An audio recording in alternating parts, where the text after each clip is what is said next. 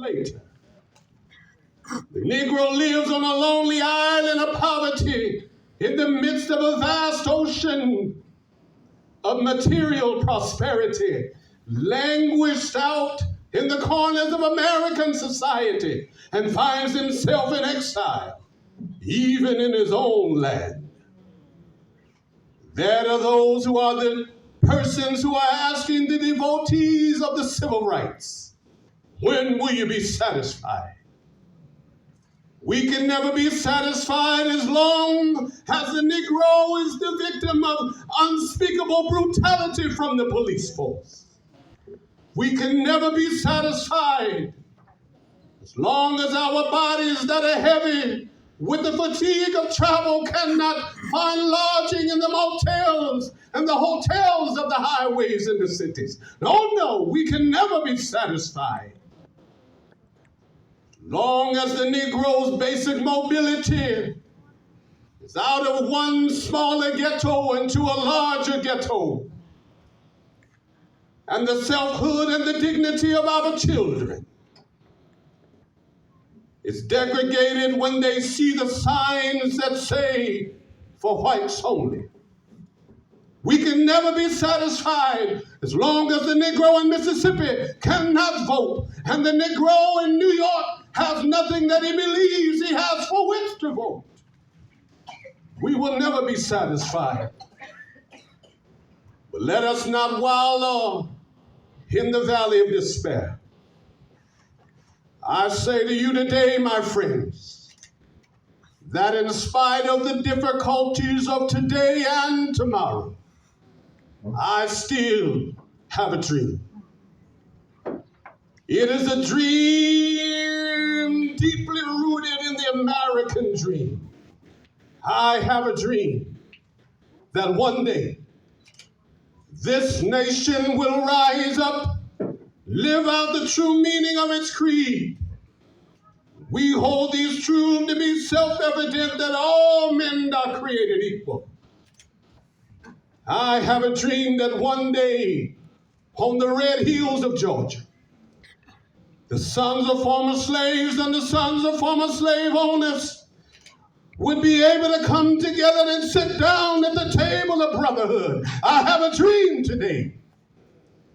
I have a dream that one day, even in the state of Mississippi, a state that is sweltering under the heat of oppression, will be transformed into an oasis of justice and freedom. I have a dream.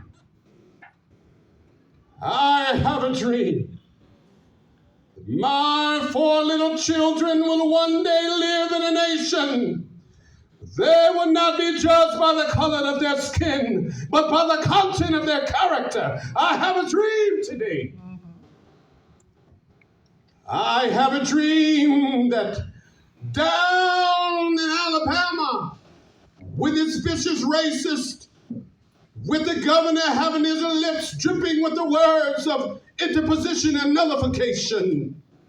Down in Alabama, little black boys and little black girls would one day join hands with little white boys and little girls. They would be able to join hands and play together, sing together, and be brothers and sisters together. I have a dream that one day every valley shall be exalted. Every mountain will be made low, and the rough places will be made plain. The crooked places will be made straight, and the glory of the Lord will be revealed, and all flesh will see it together. So this is our hope. This is the hope that we go back to the South with. With this faith, we will be able to hew out of the mountain of despair a stone of hope. With this faith, we will be able to transform the jangling discords of our nation into a beautiful symphony of brotherhood. With this faith, we will work together, pray together, struggle together, even go to jail together, and stand up for freedom together, knowing that one day we will be free. This will be the day when all of God's children will sing together the words, "My country, tears of thee." Why don't you help me say it? Sweet land of liberty, of thee I sing. Land where my fathers died, land of the pilgrim's pride. From every mountainside, let freedom ring. And if America is to remain a great nation, this must become true. So let freedom ring from the prodigious hilltops of New Hampshire. Let freedom ring from the mighty mountains of New York. Let freedom ring from the high-lying Alleghenies of Pennsylvania. Let freedom ring from the snow-capped Rockies of Colorado. Let freedom ring from the curvaceous slopes in California. And not only that, let freedom ring from Stone Mountain of Georgia. Let freedom ring from Lookout Mountain in Tennessee. Let freedom ring from every hill and every molehill of Mississippi. From every mountainside, let freedom ring. When this happens, when we let freedom ring,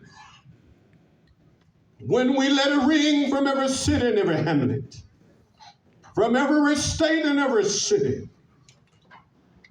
we will be able to speed up that day when all of God's children, black men and white men, Jews and Gentiles, Protestants and Catholics, will join hands together and say the words of the old Negro spiritual: free at last, free at last. Thank God Almighty, we are free at last.